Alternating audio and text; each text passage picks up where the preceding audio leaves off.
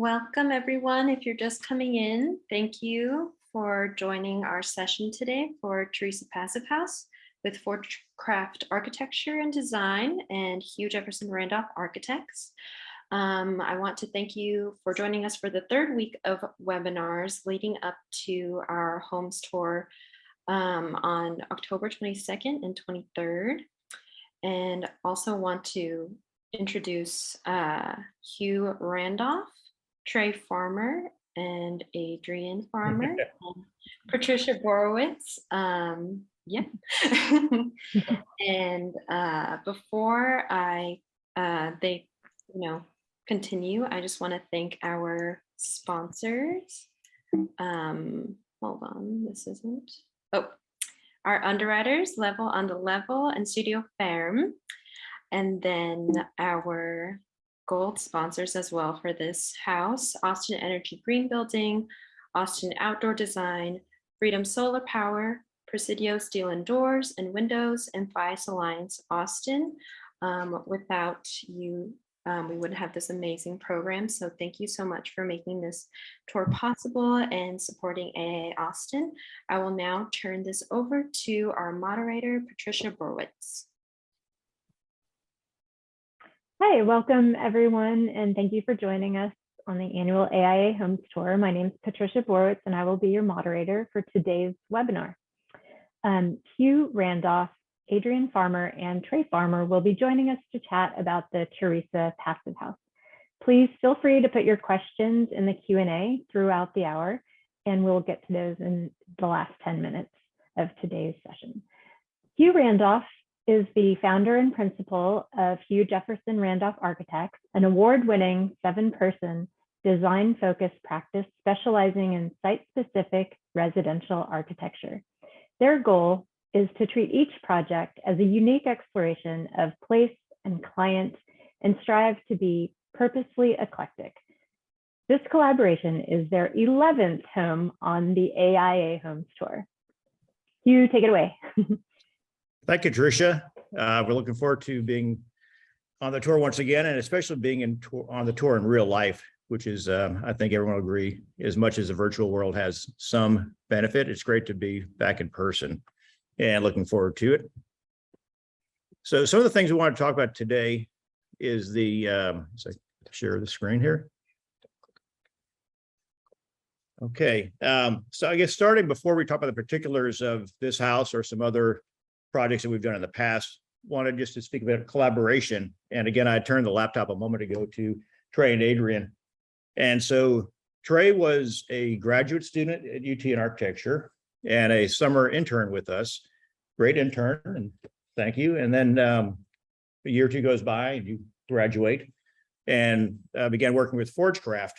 And then a few years after that, both you and Adrian came to us and wanted to collaborate on this project. And was very flattered to have another architect, reach out. And so I think that not only collaboration between two architects, which is very interesting, but also with interior design, I think that oftentimes architects have a look as interior design as something that comes later and gets added on top of, or even more negatively, sort of like they would rather not have that other person, ruining the vision, the perfect vision.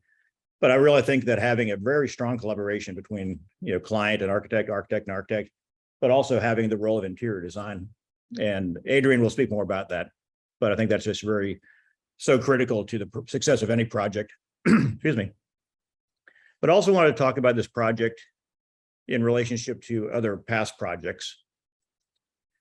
When we've done a number of, I would say maybe about 2/3 of our work are new houses, but about 1/3 have been renovations, additions, and to different degrees, we contrast or we make the changes look like they were always there. This is a project from about 2 or 3 years ago in Castle Hill, not very far away. And it was a house that was really very nice on the outside, and the square footage met all the needs. But what it didn't have, it had very choppy rooms and was sort of in poor condition. And the homeowner really wanted it to be more in the spirit of an older house that almost looked updated, with the kitchen and the bathrooms. We don't think that there's a right or wrong, that any change has to be overtly contrasting. This house, very similar to the one on Castle Hill in terms of the exterior aesthetics. It was smaller and the backyard was really closed off to the back of the house. Some of the changes, this is a new staircase, but we wanted it to look like it was original. But at the back is much more about the goal of opening it up, larger, more flowing spaces, natural light, and a connection to the backyard. There are some homes, when people think of an old house being renovated, they might think 1930s or 1800s, relatively speaking, for what's old. This house was an early 70s home on Arrowhead, not off of Balcones, 22 area. And in our case, and the homeowner felt like, you know what, it doesn't need to be a statement from the street. She wanted privacy, wanted to kind of nestle in and be more quiet street presence. And so we looked at it and we realized we can keep what's there, even though it's not striking in its own way, but letting the original house, the simple lines be the cue. But on the interior, like a lot of projects, they wanted to be more open, larger open spaces. One of the challenges we find with that is when you've got, an older house, you can define the spaces, the formal rooms, the dining room, the living room, they all have a real sense of character and place with each room. So one of the things we really explore is how do we have sort of a both and situation where the spaces are open, but there's different features that help to define, like the dining area and the kitchen. You see there's a light well, it's over the island. And later we'll see a little bit of a similar approach, here at Teresa. Level changes, another very effective way to help to define the space.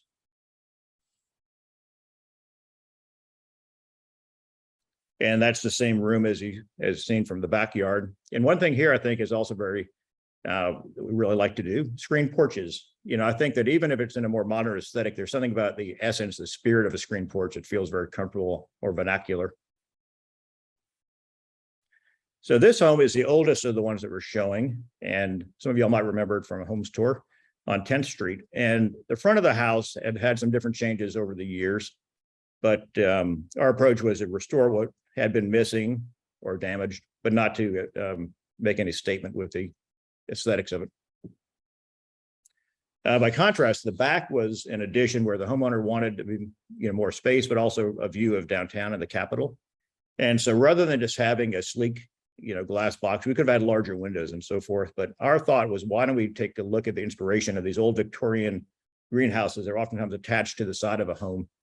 And so on one hand, it's very modern, of course, with all the glass, but we also like that sort of mechanical sense that all these old buildings have, like these old orchid greenhouses and things with the flaps and the pulleys and levers and so forth.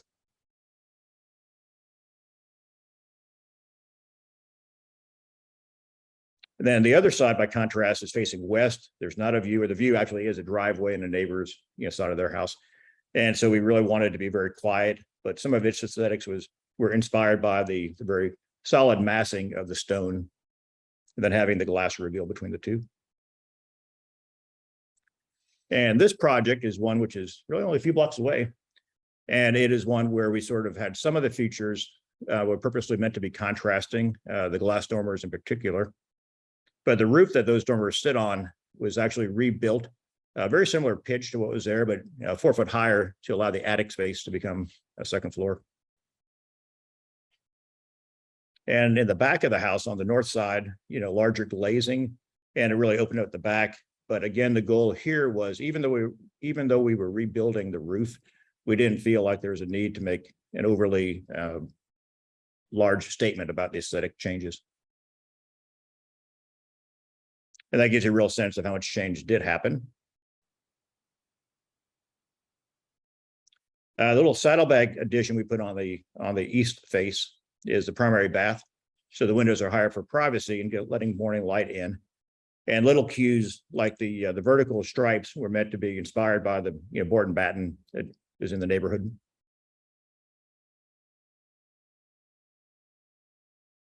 And there's a bathroom on the interior. Again, kind of a play of solid and void light pattern. And this image is one that I wanted just to share briefly, because when you look at the brick chimney, everything which is natural brick had been in the house, either in the attic or enclosed on the ground level. But everything that is painted white was above the roof, and so we left it. In fact, the painter started to kind of scrape it off there. But we liked it as a sort of artifact, telling the story of the history. So now we come to the Teresa House, and the front, the only change, there's minor changes. The guardrail was taken off the porch, landscaping, of course, paint color, but the front door was located where a window previously had been, which to help out with the circulation.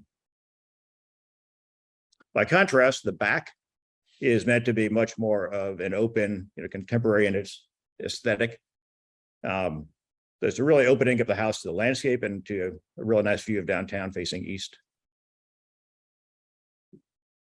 The interior, you can kind of see taking the DNA from that house on Arrowhead, but really making it much more of a stronger anchor, I think, having the light well. So in this particular portion of the home, which you'll see in person, but there's a kitchen, the dining area, and the living area are all one big open room. And the light well here, which has the north facing, skylights, is a way of defining, not only giving natural light, but also having the volume of space be what helps to anchor and define the kitchen. So variations on a theme, natural light, articulation of ceilings.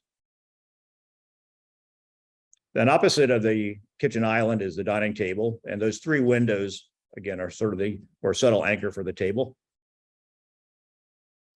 And then the living room facing east. Again, these little subtle articulations of how do you define particular spaces and places within a large open flowing room. And even a subtle gesture of raising up by 18 inches, the last 2 feet of the ceiling, sort of helps to give sort of a more articulated focus to that room, but also it opens up for light and the view towards downtown. So as you can see in that picture, Trey and Adrian and one other the child there. But Adrian will now begin talking more about the interiors. And so I'm going to move seats. So thank you all.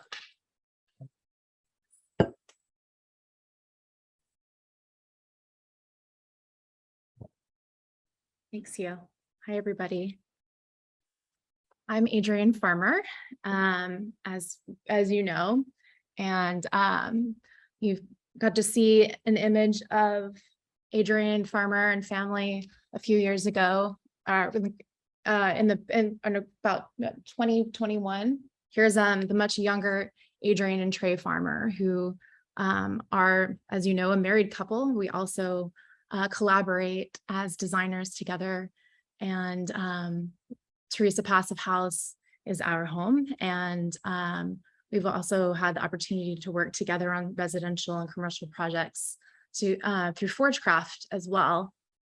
And I am the founder and principal of Studio Farm, and we are a relatively new firm offering full service interior design, and I'm really excited to be a part of this incredible community of architecture and design here in Austin. So here's a very hearty slide that I promise I'm not going to dive into too much. Just wanted to share with everyone the framework for how I design and how much the Teresa House really showed me this path that I'm able to apply to future projects that I'm calling mindful design, and that takes the elements of sustainability, resiliency, health, well-being, and happiness, and empathy, and looks at them in an interconnected way, that everything has a connection and are all really supporting the greater good for our planet and for all people. And so we'll dive into this a little bit more and how this was applied to the Teresa Passive House as well. And I am really passionate about these topics. If anyone wants to get more in depth, I've got some information on my website and on the occasional Instagram posts that I do make. If you have the patience for long captions, I feel like I can really give a narrative to what mindful design means. So for Teresa Passive House, we are the clients and the designers, Trey and myself. And then, of course, as you know, we leaned into Hugh's expertise and came together as a team. We've got the floor plan down here to show you this. It is a rectangular house, with the conditions and the setbacks that we were working with, and it's 2,100 square feet, so relatively compact. We really needed a floor plan that was going to be real efficient and just has this really nice flow for our lives. And as the clients ourselves, we poured our heart and soul into what we wanted the home to be, and sort of as a designer, like each space like really had its own brief, its own specific function we were looking for. Even little nooks and crannies of that space had a specific function, but it also needed to be flexible, because in life we need to be flexible, and also when we're trying to utilize a smaller footprint. And then really as the client and designer, I'm driven by this holistic framework that really taps into our emotions and our visceral experiences, and just these, again, interconnected goals of finding materials and methods that are more sustainable, healthier, and encourage our well-being. Okay, sorry, I'm frozen for a second here. On moving to my next slide, just minor technical problem. And that happens on many a Zoom. Thank you. So yes, here's our family again. You'll probably see this image a lot. It really does show so much of the heart and energy our home. So this is what we wanted, this feel, this vibe that I hope that you sense in the photo. This is our goal. It's really neat to see how well Casey captured it here. We wanted our house to be casual and warm, while still being a little bit minimalist. And I really look for that sense of kind of a more openness and peacefulness, less clutter, just to help make our chaotic world feel a little bit more organized and at ease. And we were planning to grow our family as we were designing the house. And of course, once we moved in, we discovered so much that we did not know as clients who had never had a child before, but we've really put a lot of emphasis into growing our family and having this be a house that had all of the vibrancy and energy of a family home, but was also a relaxing space. And really leaned into abundant natural light and connection to nature to help achieve that, as well as the architectural features and interior materials. So, being relaxed, being casual, and comfort is so important. And so there's a lot of there's technical comfort, like thermal comfort, acoustic comfort, but also the sensory and felt experience of what does it feel like to experience wellness, to experience peace in a space. And then Trey's going to get into this a little bit more too, but the air quality was such a major component of Teresa Passive House with our Hvac system, and also both in the exterior, but also particularly in the interior, we avoided any products that could contain pollutants that would compromise the interior air quality, the air that we breathe every day in our house. And also that it was important to us in our brief that there was a sense of freedom to experience all kinds of activities in our house, and with a lot of flexibility in this floor plan. And then there was just so much that we discovered about that after moving in, since our moving day was just about 3 or 4 weeks before the pandemic lockdown. And when we really discovered, okay, this is how we're going to live in this house, or this is how we're going to live in this house when our child is home, or when there's 2 parents working from home, and had a lot to learn afterwards as well. And so much of this is driven by us wanting to have peace of mind as parents, as inhabitants, and also this opportunity to share more with our community about healthy building, green building, passive house, and healthy interiors. Okay, so I am replicating the same technical error, but there we go. We're moving along. The kitchen is the heart of the home, and it's actually right at the center of the floor plan, I think appropriately. The kitchen is a space that has a lot of magic. People feel that when they walk into the space. I look forward to you all being able to have that feeling of that the space and how what the light well brings, and I'll get into that a little bit, is since daylighting is such a huge part of the feelings that are generated in this house. So I had a background working in kitchens, so I wanted a kitchen that was beautiful, but also very durable, like a kitchen where people really cook and really make messes, and that it was also going to be open so you could see what you needed, your tools, and organized. And then also some openness to provide beauty, whether it's ceramics or produce from the garden. So it's both messy and beautiful, just like life. And it's truly a space where we invite gathering. And I think most of us know that we're just drawn to the kitchen at any point in time. This is the kitchen is accommodates so many activities that in our lives. And also, this is cheesy, but it really accommodates the activities that bring life into the kitchen. And here, and quickly here, just we have this section that shows the daylighting strategy from the skylights and the light well in the kitchen. And it really helps make that communal space that Hugh mentioned feel more expansive and dynamic. And we just have these beautiful washes of light, different times of day, different times of year in our home. And then again, at the triplet windows and the dining room that bring in quite a lot of light and help define this space, and also pay homage to the original like triplet casement windows that had been there before. So this is about the point in the house where the addition begins. As an interior designer, I put a lot of emphasis into custom millwork and really intentional storage. I was aiming in this project to have more open space and less clutter, but also all of our stuff. Like, we have a lot of stuff. We're not truly minimalist. We have things and they just need somewhere to go.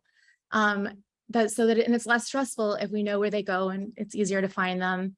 And also to create zones throughout the house for specific purposes, activities, and places to land and sort of dump all the things as you come in, including shoes, since we take our shoes off before we come in. And by having all of this storage and openness, it just creates more calm in the house. It's more grounded, and that helps when life is exceptionally messy and wild.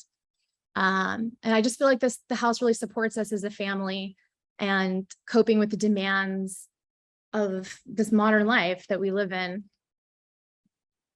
Just was sharing a few of our spaces. Here on the left is right by the back entrance where we come in through the screen porch, where we have our one dedicated parking spot. So this is where we come in with our son Heron, and he has his place to land and put his things, and we have ours. And I assure you, when it's not styled, it is far more chaotic than this, but it's still clutter that I don't mind looking at. And on the right is his dedicated bathroom, which is in the same footprint as the secondary bathroom in the old floor plan, but we were able to put in a lot of storage, really nice built-in storage into the framing, and just hide away a lot of the things that you don't want to see every day. And I love that this bathroom, there's a playful space for a child, but also is a relaxing place for adults to use. And this is a really neat space that was originally the secondary bedroom, and did not need to be filled with a bed year round that was only used a few times a year by guests. So we designed this Murphy bed with the slope of the ceiling. It's a playroom. It's a wild and crazy and fun creative space. And then it easily transforms into a guest bedroom with a Murphy bed. And then up the ladder is a conditioned loft space that has become Trey's office or home office during the pandemic, and landing place for a lot of stuff. And beyond there is our very exciting HVAC system that Trey will be telling us about. The primary suite for me, number one, was to create a retreat. It needed to feel like, even though I am still in my house and I'm still in Austin, that I had somewhere, that we had somewhere that could take us away and just really sort of transform the energy, place to rest and slow down. And I think the organic materials, like, and the linens, calming color palettes, all the natural light just allows us to lean into the senses, to unwind. And just going deeper into like the client experience and the empathy. Like, I'm truly a person that's easily overstimulated by all the input and decisions and all the things. And I think a lot of us can relate to that. So I think that the more we know about ourselves, or those conversations we can have with our designers and say, like, here's what I'm looking for, or here's what I struggle with, that we can create environments that really support our well-being. And the primary bathroom really is a refuge. And I just have always been inspired by natural caverns and hot springs and around the world, hammam and onsen.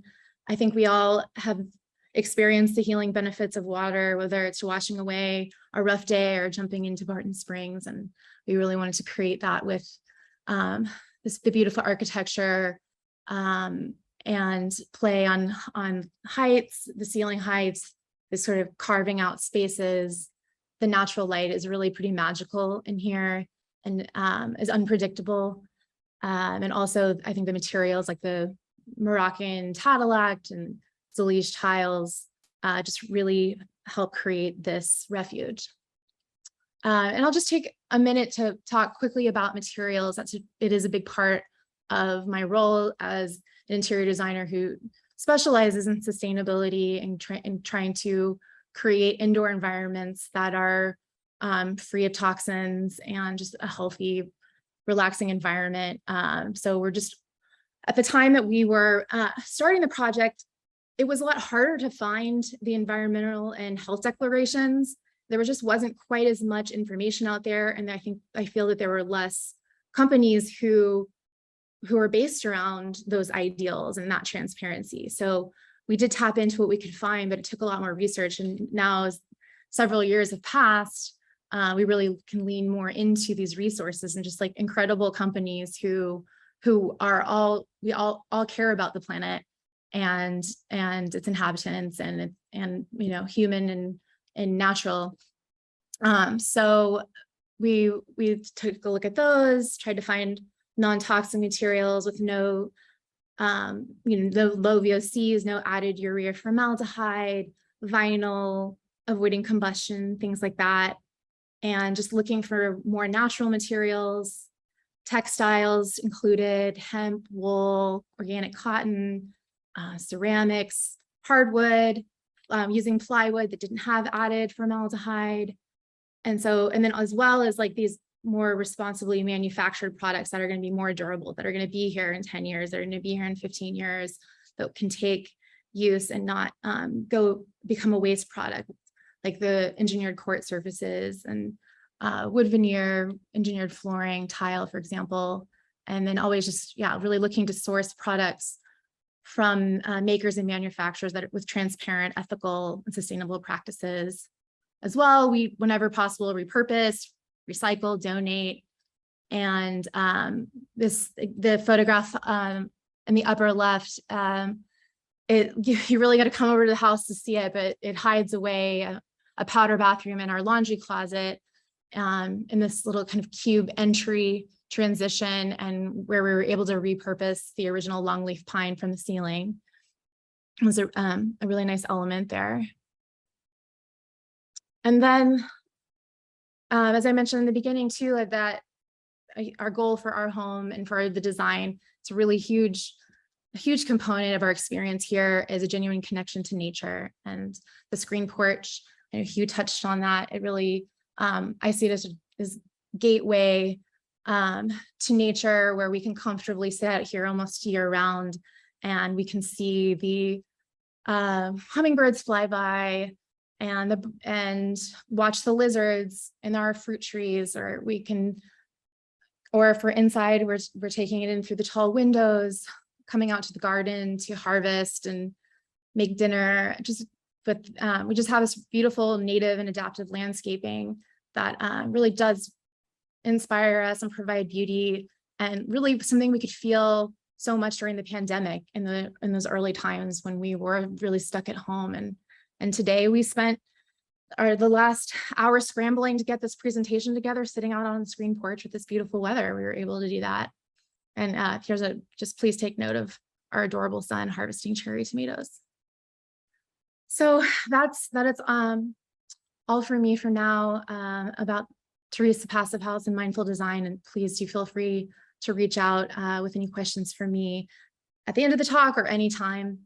And let me know if this QR code thing works. I'm giving it a try as a way to avoid the printable collateral. So we'll see how it goes. And now I will pass it along to Trey Farmer.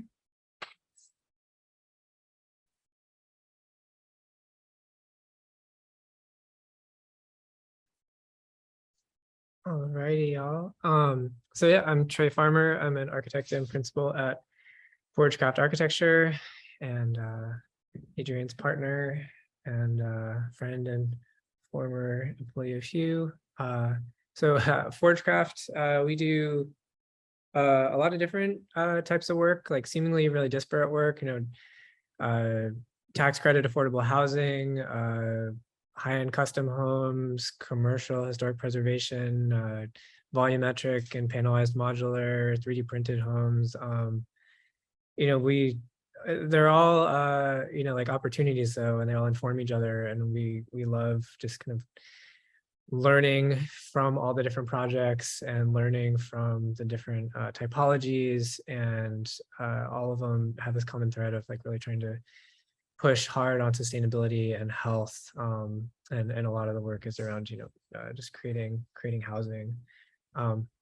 So jumping into Teresa, you can see Hugh mentioned that one change on the front where it used to be sort of a symmetrical window, and we moved the door over and the window over, but we were talking yesterday about how one of our neighbors was telling him that didn't happen, and it's actually always been the way it is now, which was pretty funny, and I think a good sign of success. But it really helps some things in the floor plan.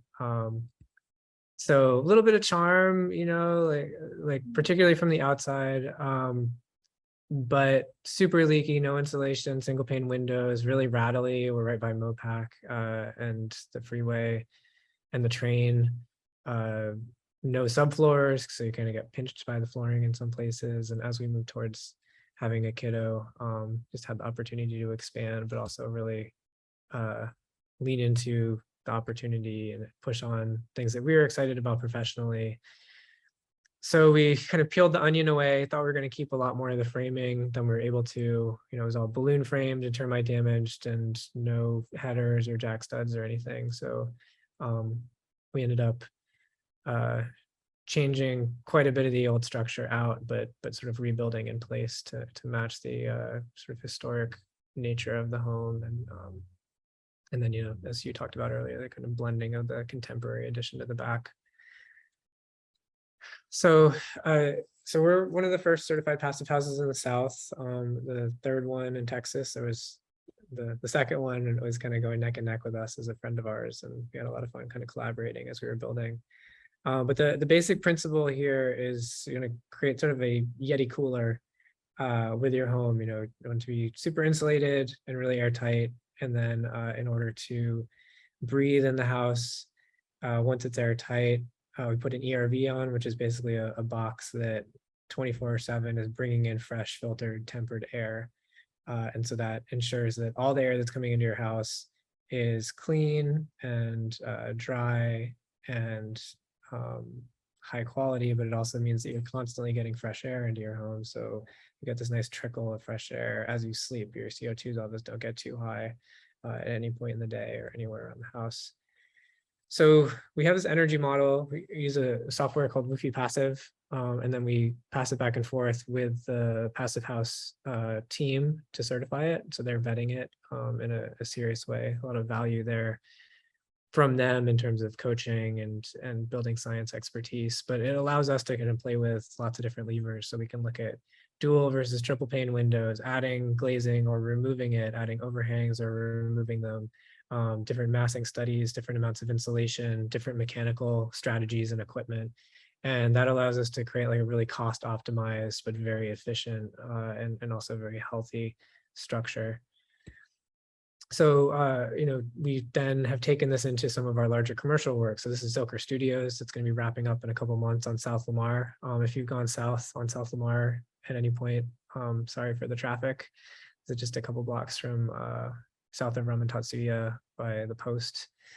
But similar here, we were able to cost optimize the building and look at, well, if we remove some of our continuous insulation and put that money into a more efficient hot water heating system, we actually get a net benefit of savings while saving the project money. So it's really informed our designs on single family homes, but also much larger projects. One of the things we wanted to do with our house, we wanted to sort of push these boundaries on sustainability and efficiency, but we also wanted to make sure that it was something that was doable. So we hosted a lot of open houses, but we also chose a lot of materials that are ubiquitous. So Zip System, we see it all around town on custom homes and spec homes. It's pretty inexpensive. It's pretty easy to build with. It makes for some like really clean detailing. But then also like we tried to make our transitions as easy for the builders as possible. So you can see here a roof to wall detail where it's like a really clean seam. And that's a place that ends up being typically a point of a headache for air sealing, but it was really easy to execute here.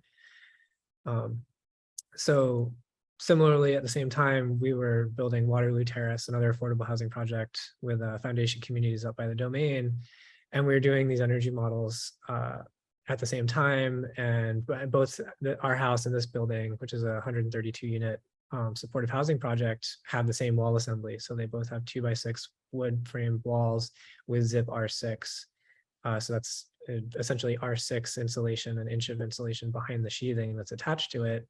They're both really cost effective and optimized R value. So it's basically like double code minimum in terms of insulative value of the wall. But I think it's interesting that sort of a custom home and affordable housing project came to the same conclusion for the right amount of insulation on the walls here. And so then, this is what that project looks like. So the HVAC system in these high performance homes ends up being a, our puppy wants to come in. She's out on the screen porch. Ends up being really important. The loads are just so low in these homes that the AC doesn't run as much, which means that you need to really watch out for hot areas or cold areas and making sure you're getting the right amount of airflow and the systems are sized properly. So we work with Positive Energy. They do full 3D energy modeling and design of the mechanical systems. So you can see here kind of in the house. And that helps us do clash detection. So we're not running into any sort of conflict between a duct and a beam that we have to deal with on site. But also means that the house is going to be super comfortable and also really energy efficient.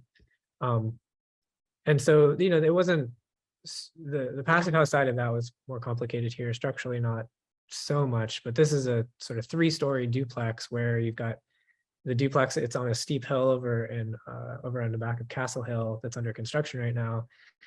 So we have 5 different floor plate levels, 2 different systems, some overlap between them. So it's much more complicated. And so having them work through all that is invaluable in making sure that we can actually build it the way that we want to. And this is also going to be, both of these units will be passive house certified. So it'll be very energy efficient energy efficient home when it's done. And here's the WFI model that you can see that we're working with. And so you get these different targets and then have to get all green checks in order to certify.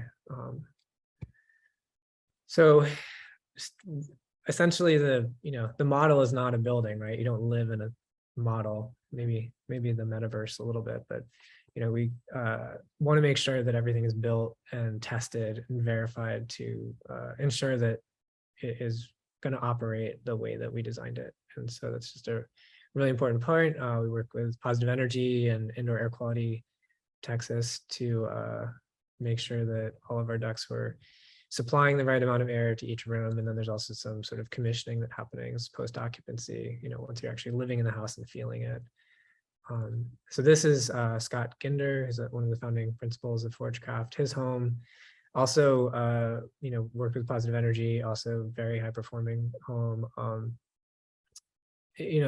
Just like the importance of collaboration with the builder and the mechanical installer and the mechanical designer in these low load homes is really important. And the results are speak for themselves. It's really not like living in a sort of normal house. So why did we do all this? Like what Adrian touched on, a lot of the sort of health impacts and the sort of ethos behind our selections and the passive house decision to go passive house. So these are, I'm not going to go into detail on all of these, but the Passive House Accelerator has a great page on the benefits. But each one of these there's significant deltas between like a code built house in each one of these, like measurable impacts and scientifically backed impacts on all of these points. So this is not just sort of like PR. It really makes a big difference in how healthy your home is, how quiet it is. Like we have no idea when a train goes by on Mopac now, whereas it used to rattle the whole house, but we also can't hear someone honking their car horn right outside our window or hear dogs barking outside. So one of the other benefits, this is a graph of a study looking at passive survivability in cold weather outages. So the green line is a passive house certified home. The other colors as you go down are sort of older code homes down to a 1950s code house, which our house was worse than that even. And then the bottom of the graph is looking at the exterior weather conditions. So you can see not quite as cold as it was here in Snowcop. We were not quite as cold here during the snowpocalypse, but still pretty cold. But essentially, when you turn off the homes, the passive house is going to coast much, much better than even like a net zero energy house or a 2009 IECC code built house. And so you're gonna be able to survive in that house much longer, particularly people elderly or vulnerable populations. So we got to live that firsthand. Our house had no power for 3 days, and it got down to about 47 degrees at the end of the third day when the power kicked back on. Our neighbor's house was what our house was before construction, and that was below freezing in about 12 hours. All of our neighbors' pipes burst. We lost pretty much every hot water heater on the block because they all exploded. We were not comfortable. It's not comfortable being in a 47-degree house. Our 2-year-old was not excited about wearing 3 jackets, but we were safe. All of our pipes are fine. We had hot water because we have an electric tanked hot water system up in the attic. So even after 3 days, we still had hot water. But we didn't have power, and we had this PV on the roof, so we were a little frustrated by that. So afterwards, we came back in and put in a battery. And through that process, realized that there's really good synergies between passive house, where the home is so efficient that it kind of acts like its own battery and can coast really well, and PV, where you can do a smaller system and go net zero, and then having a battery backup that can basically like be recharged during the day while the sun is shining if the power is out. So there's some really good sort of active resiliency benefits there as well. So just wanted to reiterate, thank you to our sponsors, our underwriters, Adrian with Studio Ferrum and Level on the Level. So Blake Smith built our house with CleanTag and his new firm Level on the Level. So he'll be here during the tour. Austin Outdoor Design, our landscape design and install. Hvac, so Hvac is the Passive House Institute US, so they're the certifying body, and the Alliance is the local chapter of that. We put on the Human Climate Conference every couple of years. So if anyone's interested in that, definitely come along. Freedom Solar did our solar panels and our battery backup. Great people over there. We've put them on a lot of projects around town. Senator Yukon building system or rating system, we use it on pretty much all of our projects. It's just a great sort of checkpoint, holistic rating system that we love working with. And Presidio windows and doors, they did the interior doors in the office and the playroom that are sort of like beautiful point in there. And then we also had a number of silver and bronze sponsors who really helped out in the house and helped make it so beautiful. So on that, I think we're going to turn it back over to Patricia and the Q&A. Sure. Yes, thank you so much, Hugh and Adrian and Trey, for that very informative presentation. And we do have some questions. We just have a couple here right now. So if anybody does have a question, please put it in the Q&A at the bottom here. Our first question is from Patrick. Actually, it's Patrick Wong. If anybody Hey, Patrick. wants to, shout out to Patrick. So he's asking, what previous homes did you live in together? And is this your first single family residence type home as a couple? Yeah. And then there's a follow-up question to that too. Do you want to just do that one first, and then I'll give you the second one? Yeah, we lived in a fourplex in Oakland in a past life, and then I've lived in so essentially we bought this house in 2011 as a single family home.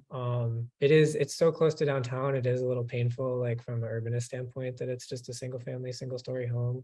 But we were really pinched by we're 10 feet into setbacks total, and have the neighborhood historic preservation district that we're in. And so we looked at doing a second story, we looked at adding multiple units, but ultimately decided to keep it as what it ended up being.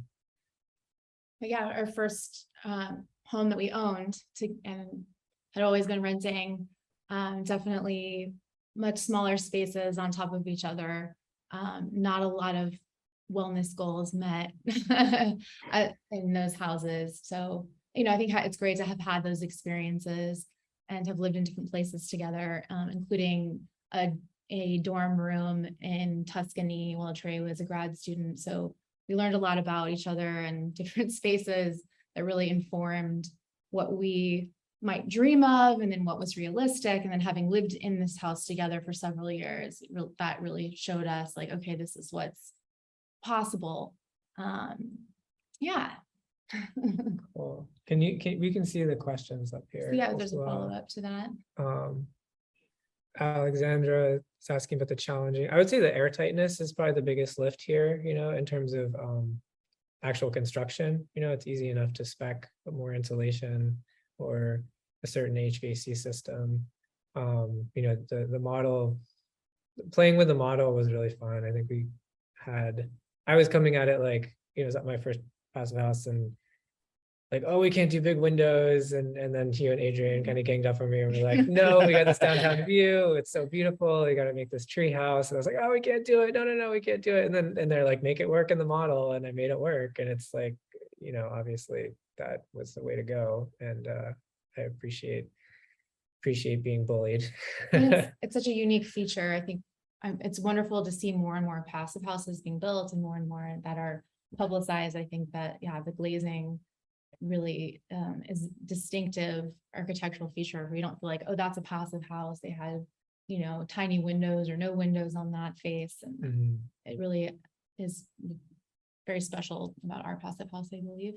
And I think, Trey, your anecdote sort of sparked a thought, is that in any kind of collaboration, again, whether it's a unique one where it's architect and your homeowner and the interior designer is your spouse. So there's all sorts of dynamics, right? But I think that any collaboration, it's always good to sort of push, like we love to be, we might grumble about historic preservation restrictions or McMansion rules or about client, giving us all these really challenging parameters or tree root zones, on and on and on, right? But if you look at those challenges, like you've got a great view, and it's not facing west. If it's facing west, there'd be certain things, but look, it's just really difficult. It's going to compromise in a major way your comfort day to day. But, and I'm gesturing over to where the view is. But having that ability to kind of say, well, in terms of the architectural experience, the interaction with the site and the views and all that aspect of wellness, the kind of the delight and the joy that something brings, but then balancing it. But it was also great to know that you can sort of, sometimes those challenges, I think almost always, they make it even better because they raise that bar. Mhm. And everyone has their hat to wear, the things that they think are important in architecture. And every architect likes to think, well, it's all important. It's sustainable. It looks beautiful. It's economical, all those things, right? But at a certain point, I think everyone, if they're really honest, has their real deep passion among all the different, architecture generalists with a lot of different aspects of what they focus on, right? Mhm. And so I think that, the nice thing about this team is that we do projects that are sustainable. We've never done a passive house. I mean, no one else in Austin had, but having that ability to kind of have each team member really have their focus and have their agenda, can be a bad word, but really their goals, Mhm. and so I think it's really, we all, like any team, make the whole sum of the result, stronger. Absolutely. Yeah, I think like the Screen Porch, I think was another one where like you and I were like, well, we can enclose that and have a bigger house and more condition. Is the way that it worked out was like we were at our building coverage, but not quite our FAR. And so the Screen Porch was a big priority for you. I was gonna be like, well, we could have more conditioned space and it's going to add more to the resale value and we'll have more sort of home. But having fought for the Screen Porch, it's so good to have that space out there. It adds so much to our experience in the home. It was like our hideaway during those first years of the pandemic, like year round we're out there. It's kind of this little perch and this intermediate space. And we had hosted all these dinners out there for friends and family, when we were sort of not all sharing interior spaces together.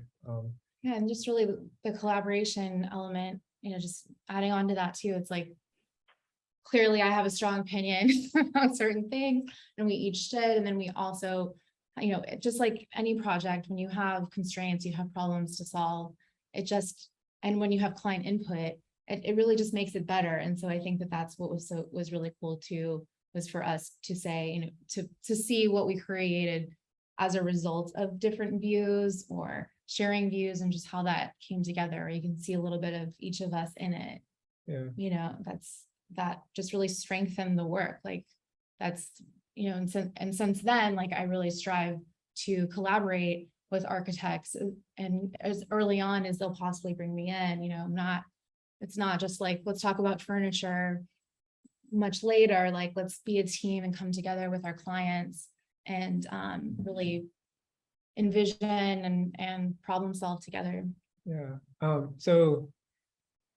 Okay, so the question was about the passive house. So yeah, air sealing is the heavy lift here. It's similar to like what we're talking about, collaborating with your builder early on and like working through the details with them and making sure that they're really understanding the building and that they're understanding all the different transition points, so that they're going to be able to be like, hey, that's going to be a really tricky thing for us to detail and make airtight. And then we borrowed a blower door from Positive Energy and ran it for like a week and had Blake crawling around with a Pookie gun, until he Pookie gun. Yes, that's the official term of the material is Pookie. So it's a collaboration and I think the more you can lean into everyone you're working with, the better. What's up, Sean? So let's see. I am gonna kind of sidestep your question a little bit. I'll just go ahead and read his question for people who might not be able to read it. Yeah. So Sean's asking, what funding strategies did you use for this investment? Yeah. So so the way with Passive House, it is a little bit more expensive, especially right now, right? There's a learning curve. There's a lot of data coming out right now about learning curves and early adoption and like you can see that with like the Tesla model, right? Where it's like they were very clear that they're going to lean into learning curves and have a sort of expensive car that will drive their costs down so that they can build cheaper cars. And so the first couple times you do something like this, the builder hasn't done it before, the design team hasn't done it before, the supply chains maybe haven't got it all figured out if there's anything unique.